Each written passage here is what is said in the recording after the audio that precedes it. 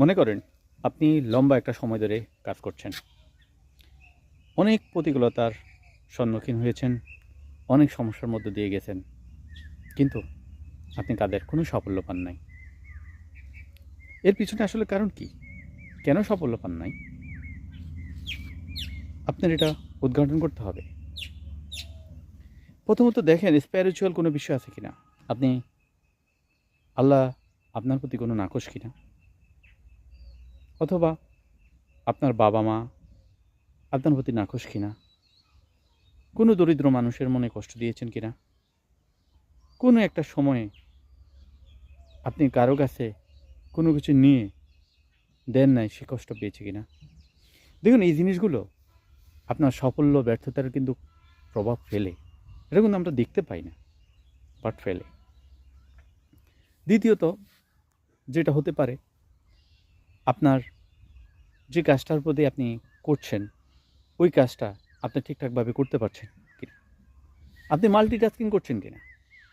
যে কাজটা আসলে আপনার করার, সেটা না করে আপনি এর পার্শ্ববর্তী কোনো কাজ বা কম গুরুত্বপূর্ণ কাজ, সেগুলোর উপর মনোযোগ দিচ্ছেন কিনা। এটা আপনার ব্যর্থতার আরেকটা কারণ হতে পারে।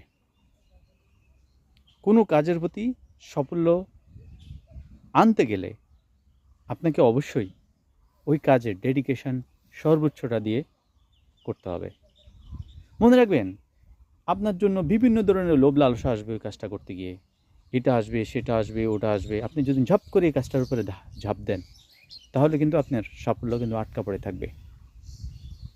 আপনি আসলে কিন্তু সাফল্য অর্জন করতে পারবেন না। সুতরাং সেটার প্রতি আপনার নজর রাখতে হবে। এবং ৩ নম্বর বলবো, মহান রাব্বুল আলামিন আপনার প্রতি কোনো নাকশ কিনা, অথবা আপনার কোনো পরীক্ষা নিচ্ছেন কিনা।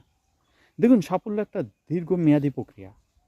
একটা মানুষ কোনো একটা কাজে সফল হতে একটা জীবনও শেষ করে দিতে পারে। আল্লাহ যদি আপনার প্রতি নাকশ হয়, তাহলে ওই কাজটা আপনার হবে না। এবং আপনার প্রতি তিনি পরীক্ষা নেন। তিনি চান নাই আগে আপনার কোনো সাকসেস হোক। তিনি এখন চাচ্ছেন বা ভবিষ্যতে চাইবেন। ওটার প্রতি আপনি তাওয়াক্কুল করেন।